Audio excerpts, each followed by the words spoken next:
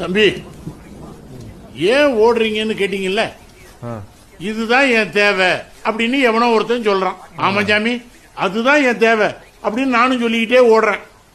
எது என் தேவைன்னு தெரியாமலே ஓடிக்கிட்டு இருக்கிற முட்டாள்கள் கூட்டத்தில் நானும் ஒருத்தன். இவ்வளவு எதுக்கு தம்பி?